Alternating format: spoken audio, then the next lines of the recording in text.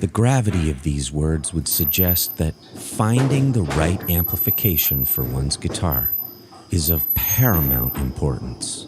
Certainly, guitar amp design has a rich legacy in tone excellence. For as Paul Rand declares, to design is to transform prose into poetry.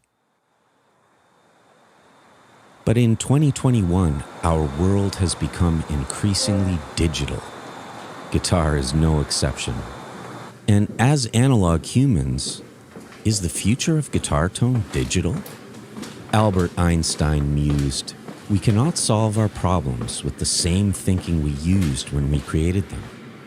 But Frank Chimero asserts, "People ignore designs that ignore people." So, how do artists feel about the current state of guitar technology?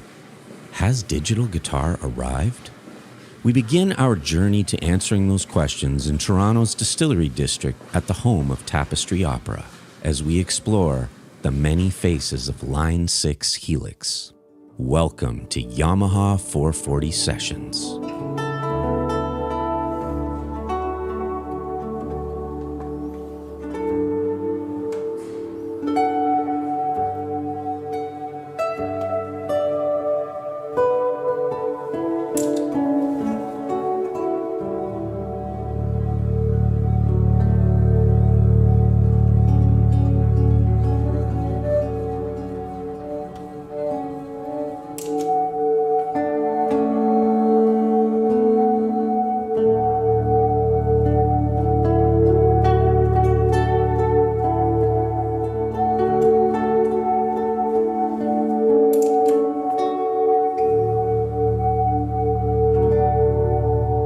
You're going through these presets and they're very specific, like maybe one's dialed in for like a Strat pickup or the other for a Les Paul pickup, so it's different impedance and different gains, and like it's important to, when you're first going into this, realize that the presets will be kind of irrelevant unless I go to the bass ones and, oh, okay, yeah, that's got the right input impedance and it sounds like a bass.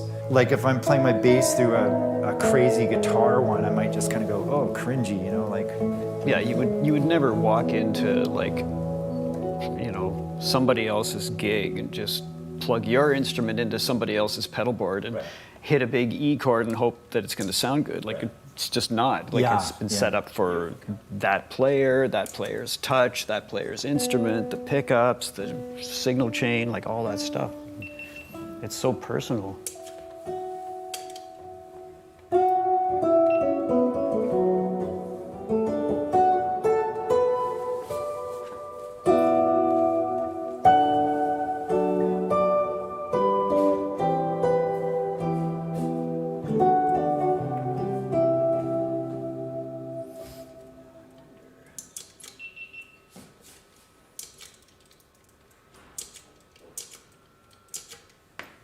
But let me see, so here's, so that's going, now I can add modulation. Oh, modulation, yeah. It's subtle, but it's stereo, it's a nice kind of, and then there's the distortion. Industrial craziness. Yeah. Oh, that's amazing. And then you blow over top of that.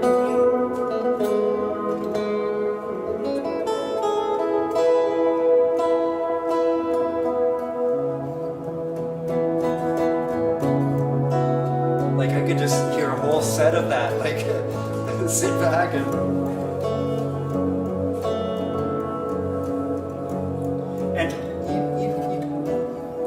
like the other thing, Brent, that I would say would like we talked about skeptics or like if you have doubts, but you've got that higher echelon. I'm gonna step on a sound and it's gonna sound great. Like that's the skeptic kind of cure right there, I think.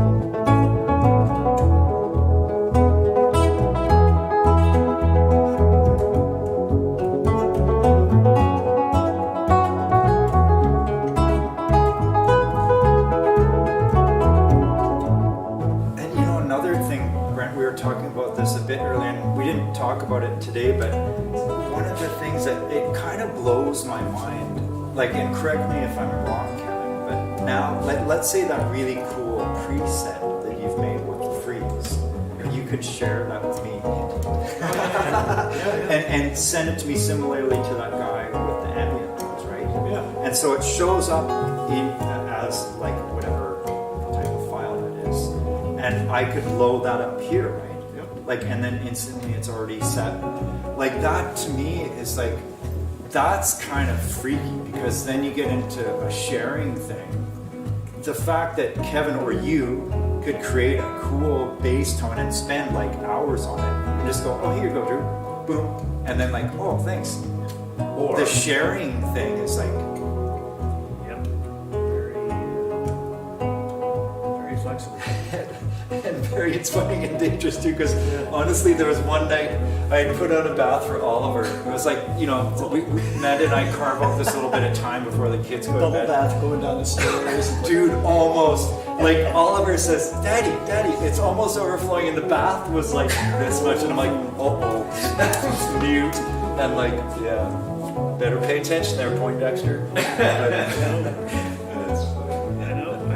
I never even got dressed or had food one day. Like I was just doing this for hours and hours and hours. Amazing. Just like, oh, that's cool. Yeah.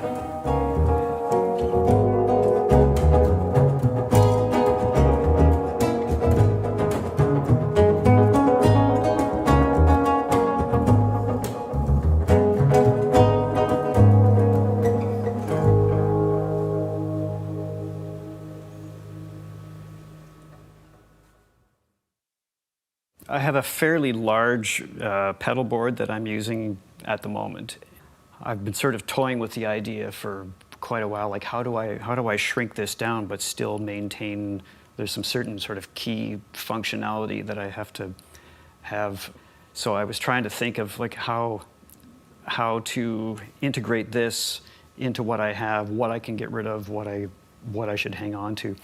The short story, I guess, is that it just kind of made more sense with my application to use the smaller one because I would still need to use a couple of outboard pedals. The point is, it's just this was sort of the best fit to how I imagine using it going forward. Yeah, with the XL, like the obvious advantage is you get a few more stomp switches. So everything is kind of laid out in front of you a little bit more, whereas the regular stomp with just 3 push buttons, there's a little bit more behind the scenes and you have to be organized. So I find this a little bit easier. My goal was to kind of like model my usual pedal board. And so I set out to kind of duplicate my board on this, and I with much success. So my usage is almost kind of like all in one, like bring this to the show with a DI. In 6 stomp mode, I can see 6 pedals right on the screen. So it kind of suits my brain, a little bit better. Job 1 for me was like, okay, how do I replicate everything that I can do with the acoustic? And boy, there's a lot of delays and reverbs to choose from, as I found out. It's tough to make a choice, like, oh, that one sounds good. No, that one sounds pretty good too. Did you settle on a favorite? I really liked the dynamic hall for acoustic. Like it's just got I don't know what it is, like it puts you in a space, but it doesn't, like, you don't sort of hear, oh, there's reverb. Like, I mean, obviously you hear the reverb, but it doesn't sort of get in the way. It just sort of creates a space. So I had 2 reverbs on the board. Once I started messing around with the acoustic sounds in the to set up some patches in the HX Stomp, I just felt like, you know what, I don't even need the second reverb. Like, I just found a nice setting for that dynamic hall. Is that what it's called? Yeah. Yeah. And that seemed to do the trick. So, I mean, right now I'm using it. It's on like almost all the time because it sounds so good. So, having like the incredible choice of different delay sounds too was really nice. Another sort of step up for me was just like running in stereo was such a nice thing too. Like, I mean, I could do that with my old board, but it would require all kinds of extra cabling and stuff like that. Whereas this, obviously, there's 2 outputs. There you go, instant stereo. So that part's nice. There was a piece of advice that I saw that was bang on, and that is, once you get over the overwhelm factor of like, okay, now what do I do with this thing?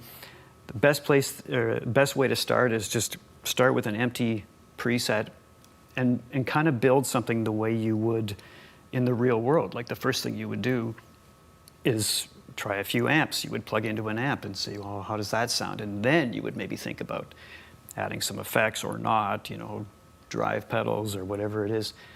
So that was my approach. Like, the first thing I dialed up was the Princeton, and already it was like, well, that sounds good. That's a nice sound. I have a preset that is probably going to be the one that I use most. So I'm in my main board, and I'll just give you a quick little tour here of my go-to pedals, which are number one is the Octaver, which I love. So that's got a nice clean kind of lower octave, and something that's really important to me is, and it was the first thing I checked out with it, is how's the tracking.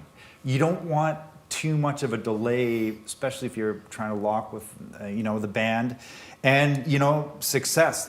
And so really good tracking. And so also one of my going the other direction, my go-to kind of sounds is an octave up, and I kind of like it.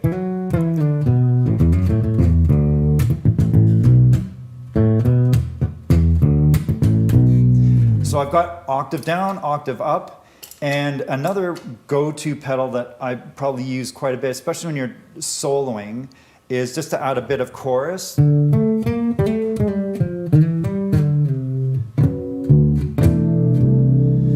I really like this chorus. I own, like on my board, I've got a TC chorus, and what it does is it adds a bit of top end to the sound, and it also kind of cuts the bottom, which I find challenging sometimes because I want to keep the low end. And this chorus pedal, it does the trick. It's like all the low end is there. So I'm a big fan of that. And heading over into a little bit of crazy territory, I've got one of my big favorite pedals is the Big Muff pedal, distortion. So if we, there's clean.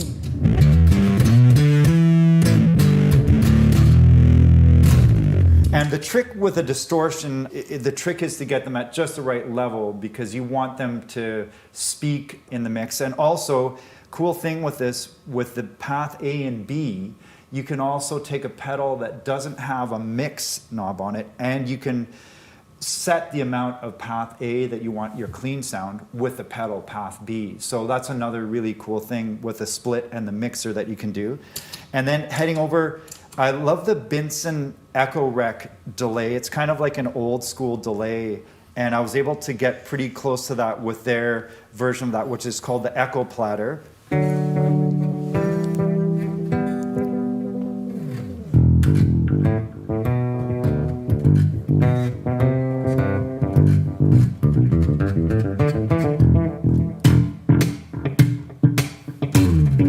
So that's a really fun one.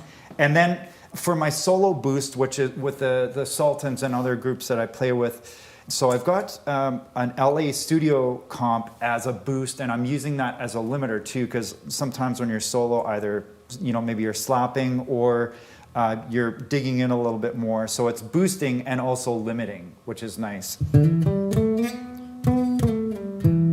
And then if you start to combine them and get into some, cool sounds.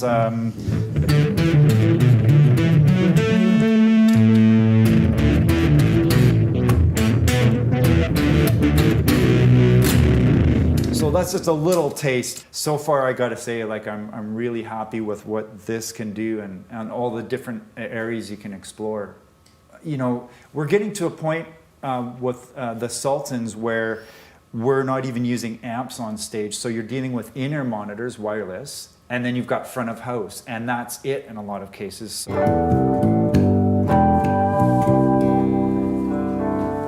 love how you do that vibrato thing with no whammy bar.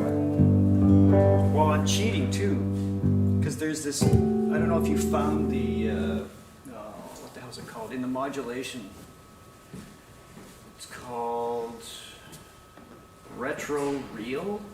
Oh, yeah, that's one of the new updates. Yeah. And it's like this sort of tape vibrato thing. Yeah. And as soon as I put it on, I was like I called this patch Ted Green because it's just like, it sounds like his solo album from 1970, whenever the hell it was, right? Okay. Just that slight bit of this thing, right? Which is, I don't know. Cool, nice. It sounds really warm. Yeah, it's got a vintage vibe to it, totally.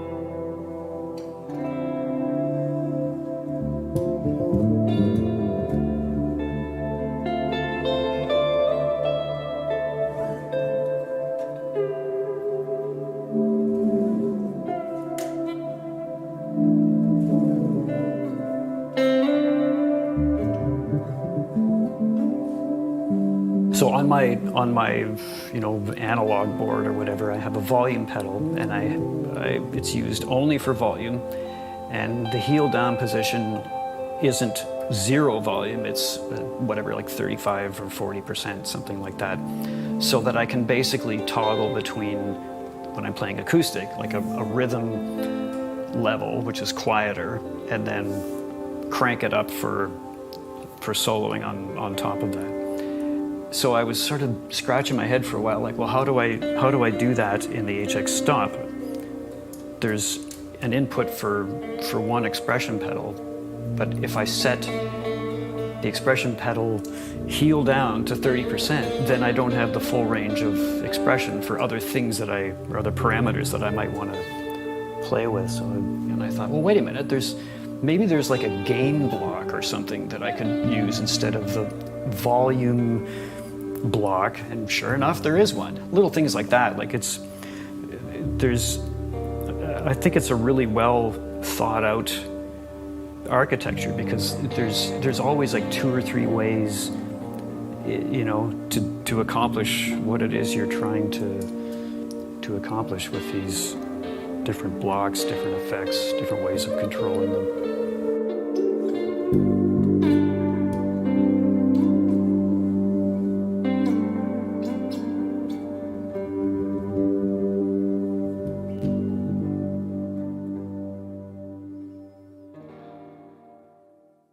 Because I'm still kind of discovering it, right? Like I still feel like a kid in a candy store. Like I just go in there and it's kind of like, okay, what are we going to find today? Now, having said that, there are a few things where I specifically went in to do something else. Like I wanted to create a sort of freeze patch where I could, because we don't have a keyboard player, to have something that will sustain while other things are happening, but to be able to control that. So what I've done is, like, it's using what you're talking about, like the 2 signal paths, right? So I thought, okay, if there's a way I can use the expression pedal to feed something into path B and then have that sustain forever while my regular tone is going through path A. And what I came up with was basically using the volume pedal or the expression pedal to send the signal into path B, but I'm also using the expression pedal in path B to control the feedback of a delay block.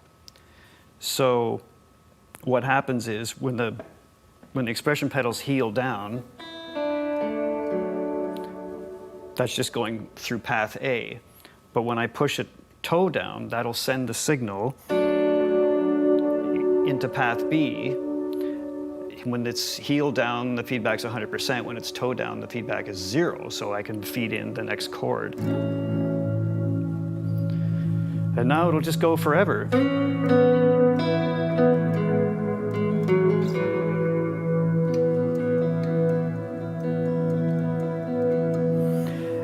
And then just for variety, I've got, again, a little bit, I can add a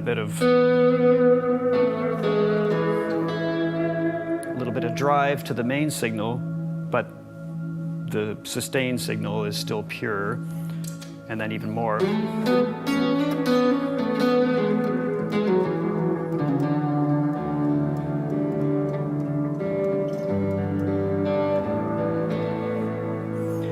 And the nice thing is, like, okay, let's say I want to move to a different chord.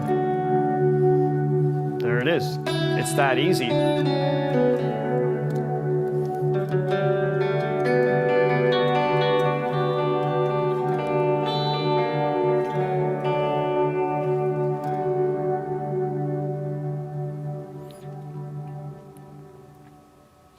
I know you've been working on a sound like that for a while, like using various pedals. And how would you say, like, this setup or the experience of, like, with the HX Stomp in recreating it, like, how would you kind of, like, place it or rate it in terms of achieving your kind of...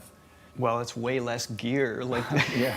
The other way that I tried to do this involved like splitting the signal off, and you remember at that one gig where I had a sort of discrete pedal version of this, but it meant bringing an extra pedal board along to the gig, like just for the purpose of doing that. So to be able to do it all in one little box, like with one expression pedal, is amazing. Another trick that I discovered online that I'll just mention, the cabinet settings, the IRs, you can play around with mics and mic placement. And I remember reading on a Sheryl Crow album, and when they were recording the bass, they put the mic 10 feet away. And I was kind of like, oh, okay, well, what does that sound like? And I did see a bassist online that uses a cool trick, and it makes a lot of sense. So he puts a reverb block, just like a room reverb, I think, just to check the one I'm using. Yeah, I've got just a room reverb. And what that does is it just kind of, it's that same feeling of like, you know, putting the mic a bit away and you're getting a bit of the room sound. So this is with just the SVT head, 810 cabinet, and a bit of reverb on it.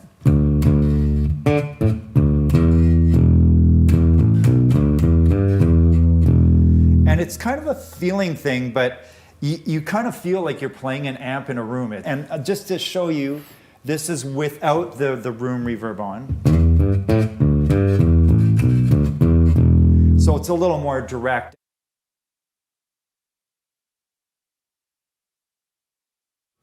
No, I would say no. Definitely not an amp. Like, those are two separate worlds. And that's what's amazing about this, you know, the Helix line in general. Like, it can be an electric rig, it can be an acoustic rig, it can be both. Really amazingly flexible.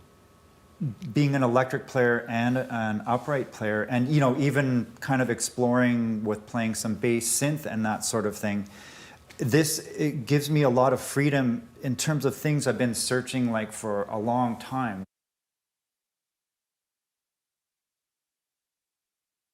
I would say I'm pretty close to the max on the inspired side, and, you know, the creativity is really, you know, off the charts. And, you know, it's been an interesting journey because, like, I like that idea too of like a punk rock just going straight into the amp, no effects.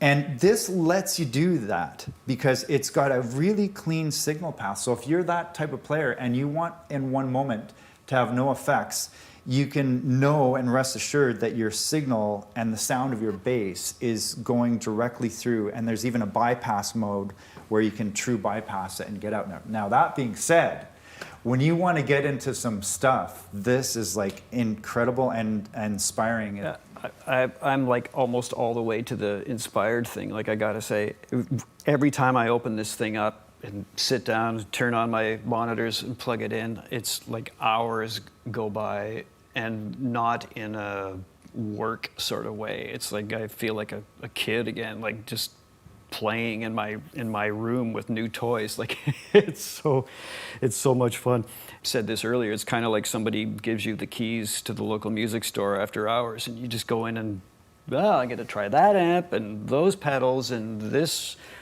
you know, microphone, and it's just so much fun. Like, I don't think I've been this inspired by a piece of gear for a very long time. Like, everything just sounds really good.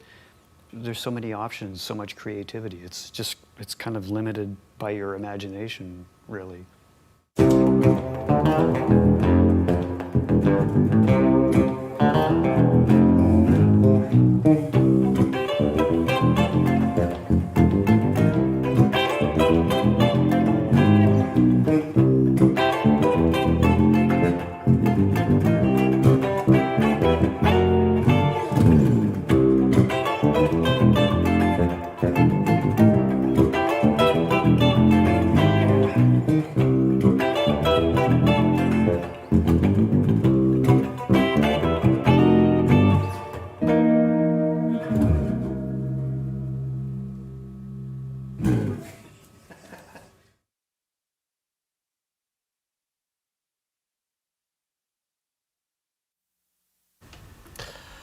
Before we get started, I would just like to recognize that it is Remembrance Day and honor all of our veterans and all those that lost their lives for this incredible country that we live in.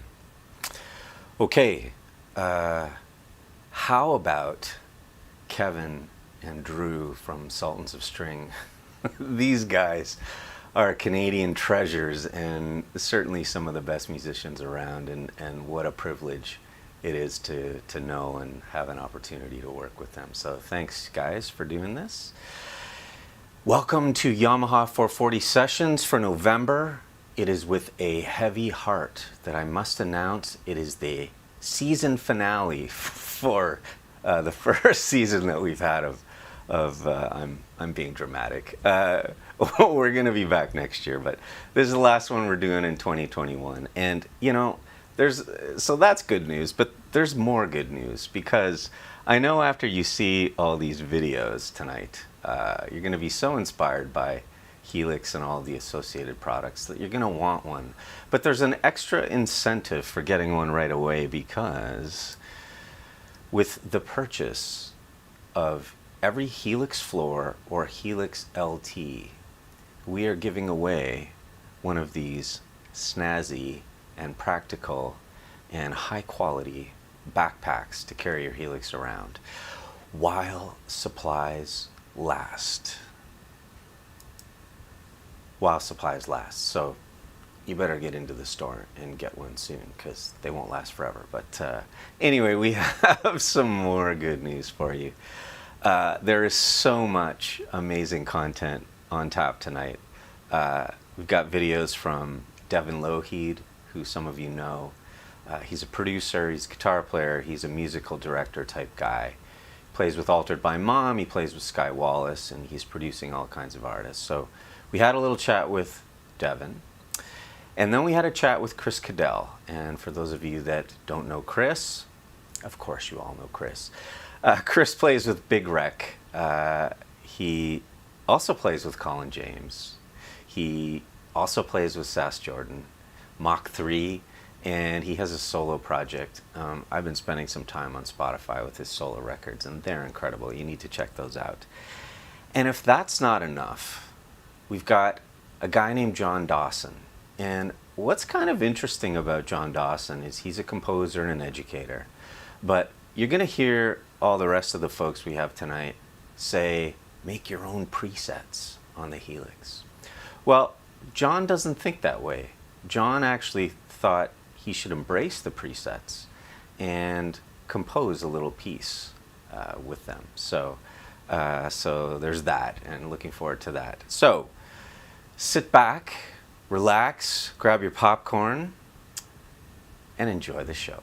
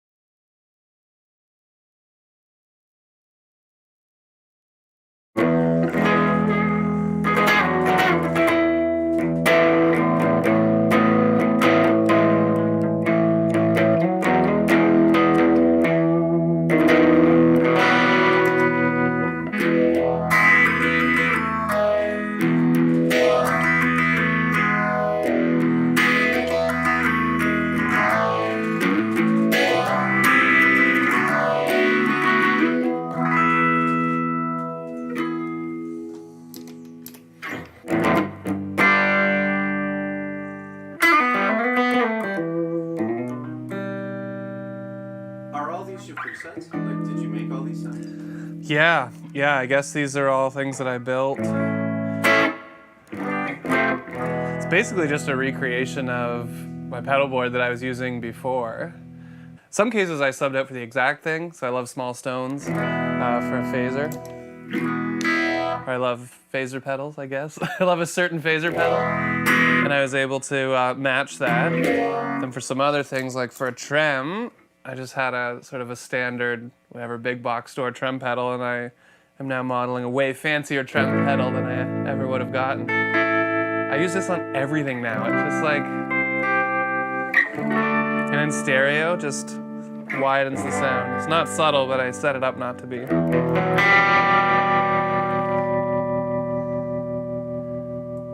It's funny, the first step I did was sort of recreate my pedal board, and the second thing I did was delete all of that and start with just the amp models. I mean, I'm a bit of a gear nut, so for me it was fun going through the different models and saying, oh, I can, try out a version of this amp that I've never tried. I could try this. I think it would work if you don't know a lot about gear also, because the different names make it a little more mysterious. What am I trying? And do some blind testing, and I really enjoyed even just the amp models, and for a while I was thinking, maybe my clean sound can be sort of this Fendery thing, and my dirty sound can be this Marshall thing. I would say when I'm in the studio, it's all about the amp model, and then maybe a little reverb or maybe some other stuff, but I tend not to go for super effecty parts in the studio, whereas for live is when I've got the whole board there. It's like I play a little more fast and loose with the sound and try and mix up the dynamics there, whereas in the studio I can control a lot more.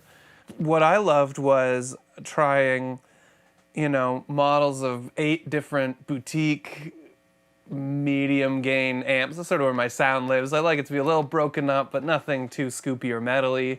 Just like lots of gain, feeling nice. And being able to try, 8 amp models that fit right there, right next to each other. It was like being in a really fancy studio or a really fancy music store, but it was just at home. I had all the time in the world. So that was really fun. I definitely have sort of a starting place for live. I have, I think it's just based on the old classic Fender sound because it takes pedals nicely, which is so funny to me because I feel like it's always been, I've always used those amps because they were around when I was a kid and all this, but it's like, there's so much more out there, man. I have in the studio, I've got 5 or 6 sort of starting place things where it's like, like a Fender cleaner, like a Voxy Schlang, or like a big Marshall grind, or a matchless Mesa grunge sound. So I have starting points for those with a few pedals that I would probably use with those amps in real life. I would say it responds like an amp in that it does respond really differently to pickups. So even my late in life realization has been that, like, I don't know, we have 15 guitars here, and I know some basic differences. I know, like, I should use a humbucker for this, I should use having literally the same rig and trying out different guitars through it. It's like sometimes like a preset or a sound that I have saved will need a little bit of tweaking, which is not unlike how a real rig would respond. So to me, it shows that it's actually doing something with the sound that I put in. It's not sort of rubber stamping, whatever comes in, turn it into this noise. You can hear my P90s are humming right now. One of the things that I bring to a production, and that I guess any producer brings to a production, is just sort of like a tonal knowledge or experience in finding those sounds. You can go through each and every one and try them out, or you could have some old steadies that will probably work, and a few wild cards. And I think it's the same with this. I think just learning my favorite models, the ones that don't let me down, of both pedals and amps, has been pretty valuable. And then there's always a little bit of chaos where it's, let's spin the dial. Let's try an amp that I don't know what amp this is. I've never heard the amp it's modeling. Let's see if it works. Let's see what it sounds like with that guitar you've got on there, For Alter by Mom, especially our older stuff, fuzz is a big component of our sound. In searching through this to find the fuzz sound that I was looking for, so I thought, let me throw out my notions of what is getting fuzzy, and let me try some of the drive pedals, let me try some of the overdrive, the distortion, and see if anything gets me there. And the valve driver, which I always thought of as like, it's sort of like a tube screamery mid thing. If you crank that thing up, it gets fat, you get pretty, it gets thick without getting flubby in the bottom end, and I use that as my big crazy fuzz sound now.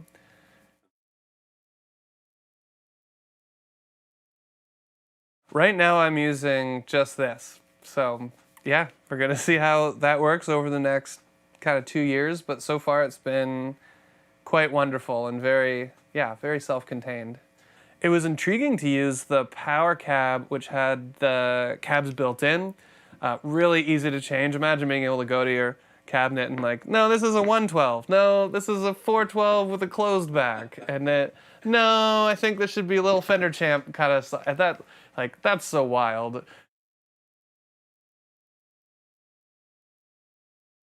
Yeah, sure, let's do it. So let me do this.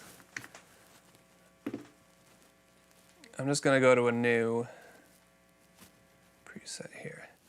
All right, so here we have a brand new preset, and I'm just gonna throw, because I'm going out of this into a real amp, I'm not gonna use an amp and cab, because I've got the cab. I don't know, I'm just gonna play until something sounds cool. What kind of sound should we go for? Like Space rock. okay, space rock sound, that's great. So like, just gonna drive down a touch, just edge of breakup.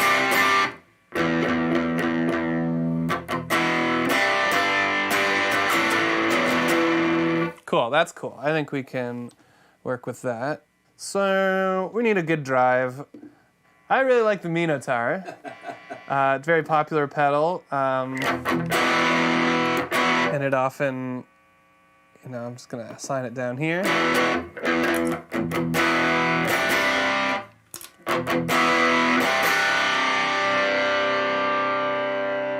So this I'm thinking I'd kick on when it needs just a little more. I don't want it to... Now, if we're making it a little more spacey, let's come on over here and let's put on something in stereo. First of all, we're gonna need a reverb.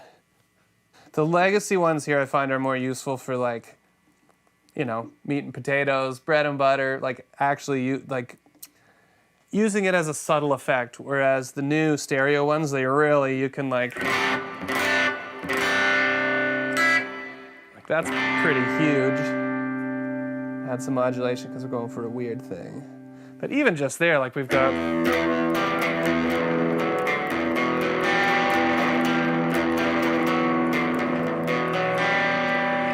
pretty spacey, but let's take it to real space. So I'm thinking a little bit of phaser. This sounds so cool in stereo. Crank up the spread.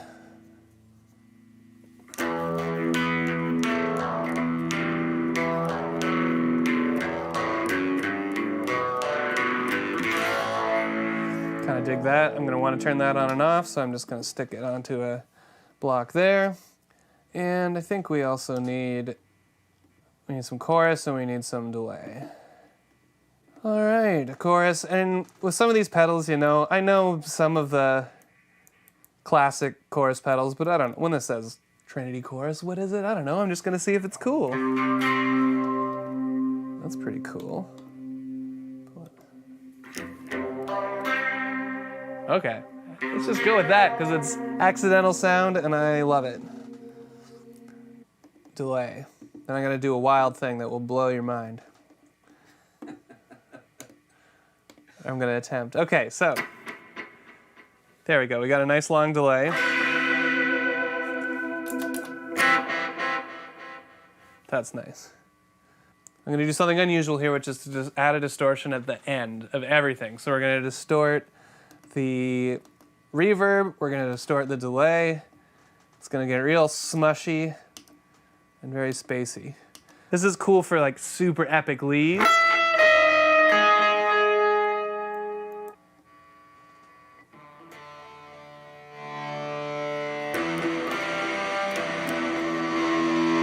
Now we're getting into real stoner rock territory.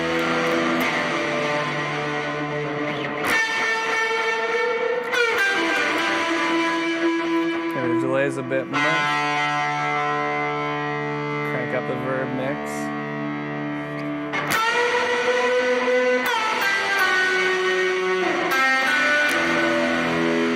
Yeah, super epic, super strange. Just huge sounding. It's easy to get carried away, but really fun. That's just an awesome sound by itself. What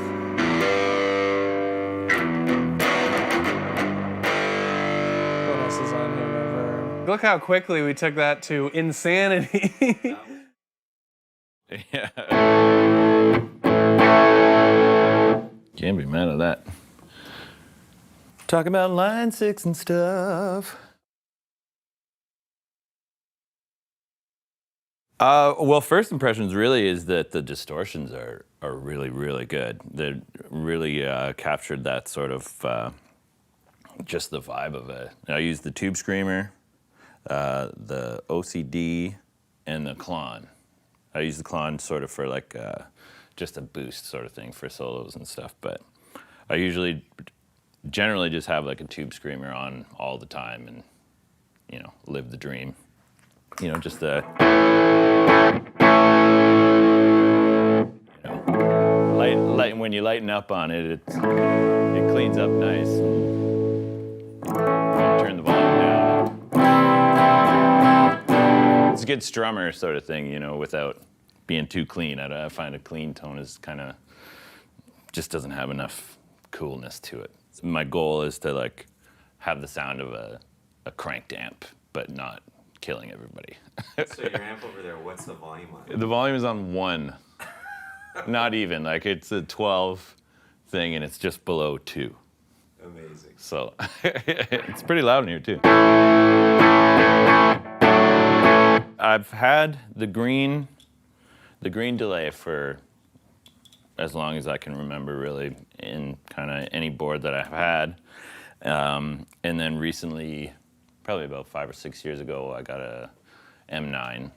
Really loved that. It was, it's just such a great, you know, Swiss Army knife sort of tool to have in your board when, you know, I don't want to have a bunch of univibes and all that other stuff to play, you know, 1 or 2 songs with, sort of thing. And, you know, I can have it in here and the options there if I want it. And now getting this, it's been really cool. Like the ability to use all 6 buttons is huge. Like I have used it on a few gigs just on its own with a, you know, tuner just to mute things, and it worked out great.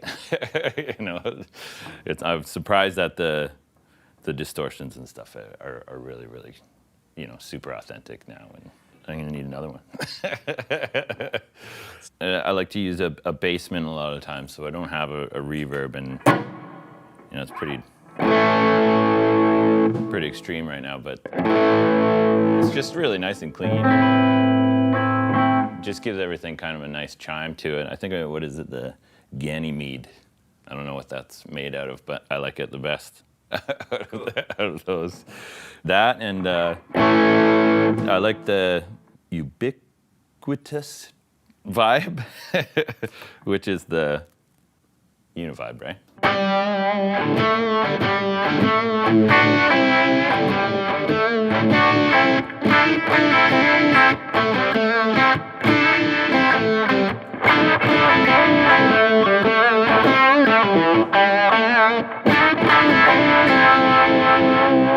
You know, it's just really thick and authentic. It doesn't sound like it's coming out of a digital sort of machine, which is really cool to me.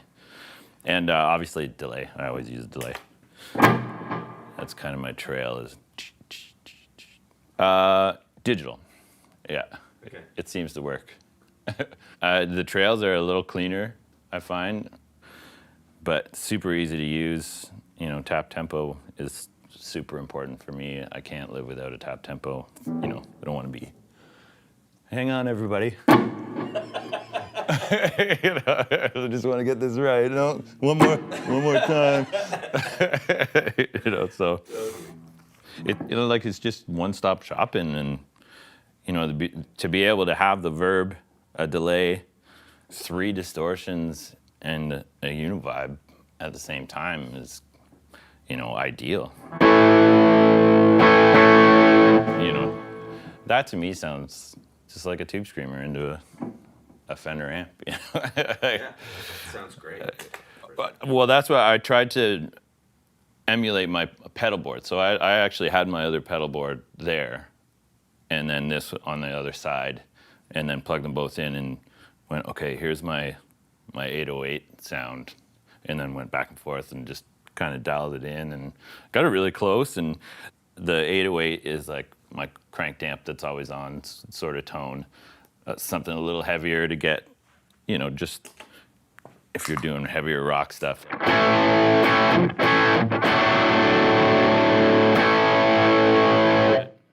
You know, that's gonna work. So I had them back and forth, and I was like, my distortion, and I always put the distortion through the 808, which was really cool with the app. You can just kind of slide it over. It's like the easiest thing in the world to just. I've always found that, you know, I want the distortions to kind of warm up rather than get more zingy sort of thing. So the overdrive into a distortion doesn't make sense to me. You know, I just need a boost. Like that's pretty much for solos, and I need a delay. Can't live without it. A verb and something wet just to make it sort of sound different, and that's how I did it. And then, you know, the ability to kind of take the delay and the univibe out of the line, it's like almost like a fake effects loop sort of thing. Makes a huge difference too. Like it's super easy to use. I've loved it for that. I didn't miss anything about my other board. I mean, I didn't have a wah pedal, but I only used that for like the intro to Voodoo Chow or whatever, you know. So, you know, honestly, it was really easy and swapped out and takes up way less space, and I didn't miss anything. It worked out great. I want to put this in. I have a board with Big Rec that has the M9 in it right now, and this is gonna go into that eventually, which I'll miss it dearly for home practice. And you know, for the most part, like I can just travel with this and I'll be fine. I did a lot in the app just because it's just right there. You know, the pedal that you want to change is a click of a mouse, you know, instead of tapping through here. But it's super easy to do that with this. You know, like if I want, like the compulsive drive is on the adjustables here. All I have to do is, you know, turn this up and down, and I'm good to go. And then it just stays there. You know what I mean? I showed Colin James, and he's like, I need one.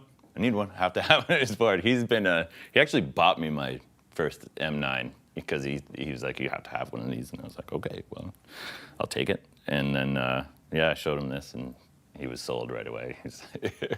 So he's got a couple in his boards now, I think. Yeah. For me, just this, you just strumming on a tube screamer.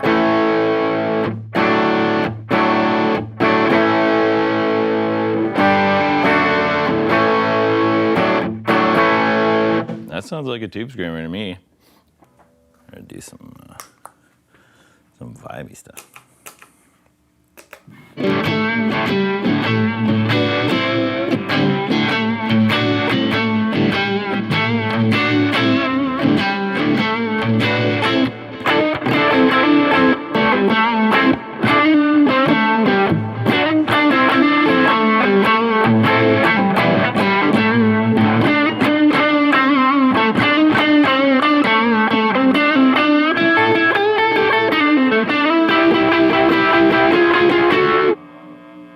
Still pretty quiet to have everything on, and this is like the noisiest guitar ever. You know, there's all 6 of them. Yeah, that's nuts, man. Yeah.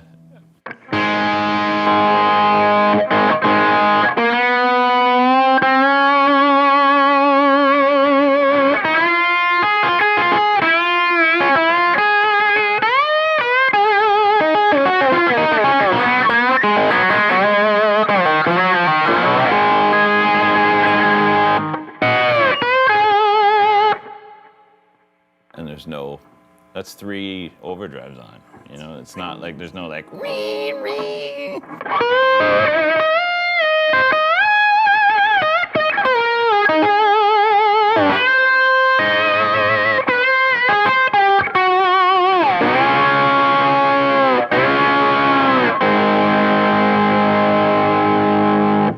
I don't know why I wouldn't be happy with that.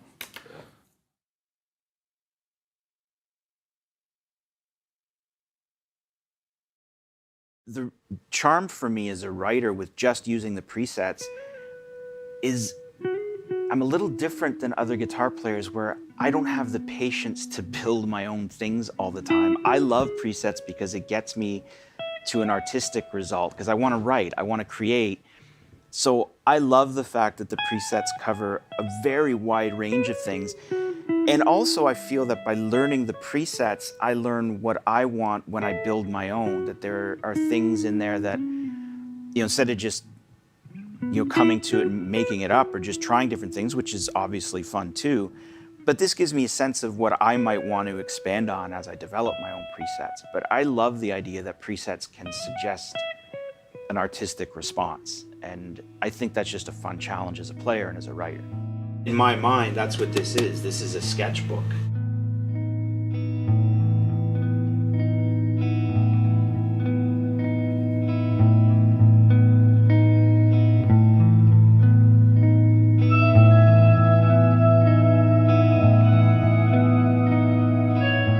Hey everybody, I'm John Dawson. I am a composer, a guitarist, an educator.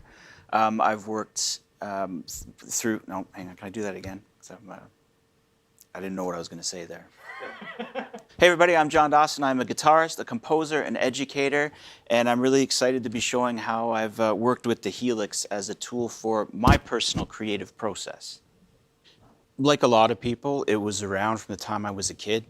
My grandfather played guitar, and one day, I think I was about 12, I just wanted to learn how to play. They're always hanging around. Finally, I decided I wanted to take it a little more seriously, which I did. Eventually, that led me through to Humber College, where I studied in my 20s.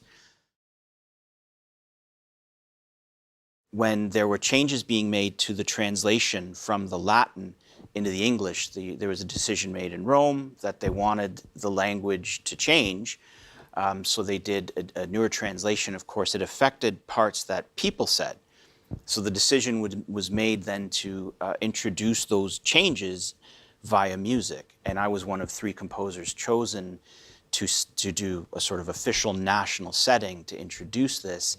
And I think they chose me mainly because my background was on guitar and they wanted representation from the world of guitar for this particular initiative. I honestly, it didn't hit me until later. Like most things, as I was writing it, the whole process of thinking something's going to come along and wipe this out, it just seems too awesome. It's horribly cynical, but true. It was published and I saw it in print. I'm like, wow, this is pretty huge. And then for, pretty much ever since, I've gone into churches I've never been to and I've heard my music bouncing off the walls in places I've never been, played by people I've never met. Funny thing about that job, it doesn't come with an 8x10. It's just this music's out there in millions of lives and no one has any idea who I am. It went everywhere. Many, many copies sold. And from what I know, mine was used a lot. Yeah, it was a fascinating experience. Well, first of all, this is the educator side of me. We focus a lot on process. The creative process is a big part of the curriculum. And I, of course, talk to my students all the time about generating ideas and coming up with new things. And I find sometimes that's an area of the creative process we don't always talk about. The early parts. I thought a tool like this is great. You take it on stage, you can take it in the studio, get you a finished product. But I wanted to see what I could do using this as almost a part of a sketch tool to come up with an idea that, frankly, I consider incomplete. It could be a part of something larger. I could completely reorchestrate it. I don't know. I simply wanted to dive into this machine and let my hands do something in combination with what's here without changing a thing. I didn't alter any presets. I simply looked at names in the banks and went, that sounds neat, and stepped on the button. That's literally how that went. And then, of course, in that sort of quick response moment, it suggests something that resulted in this short piece. My only rule is that I wanted to do a 3-layered piece. I wanted sort of a middle part, a higher part, and a lower part. Just a nicely balanced little piece that showed a little bit of difference in that sort of sonic spectrum. And so each preset I tried to combine with a part that I felt would work with that. So that is basically what's happening in that piece. It's a very simple, maybe 2-minute little section that begins with just an arpeggiated loop that in our discussions we determined was an E major 7 sus over A. Like most guitar players, sometimes I just put my hand somewhere and see what happens. So my first step was I just went into the double vibe, just seemed like a nice standard. I wanted the middle part to be fairly, unoffensive, just a nice sounding amp. And I just kind of laid into this sound.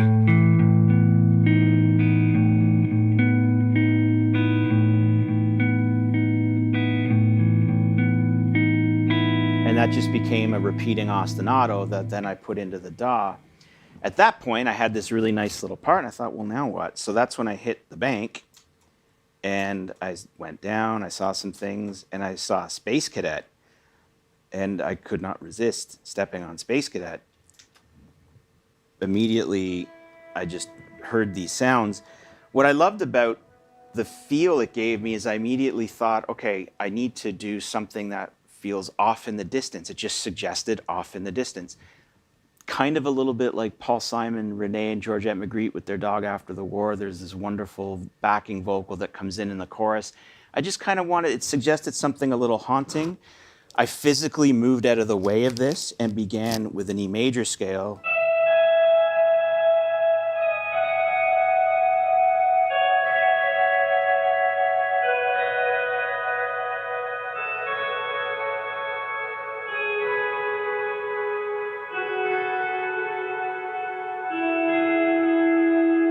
And just repeated that over and over again, played that in over top of the ostinato. And again, it felt, I loved the downward motion of the scale. It starts high and just moves all the way down, descends in thirds against that nicely repeating, almost meditative kind of loop. So it created some nice motion in the parts, which again was something I was very cognizant of, especially with 3 small parts. I want to create movement within the parts, not just have it as a static loop where everything's 1 bar long, move, move, move. I wanted some motion. So the phrase itself, I think, is like 8 bars. So I had that. I had a nice little high spot on top of the middle. And then I wanted something to ground it, at which point I went back to my banks. And I just hit, I don't really remember why I hit Jazz to Me, but I did. I think I anticipated precisely what I got, which is a beautiful, clean tone. And I thought that was really nice for what I wanted to do. So I just improvised a couple ideas until I settled on a line.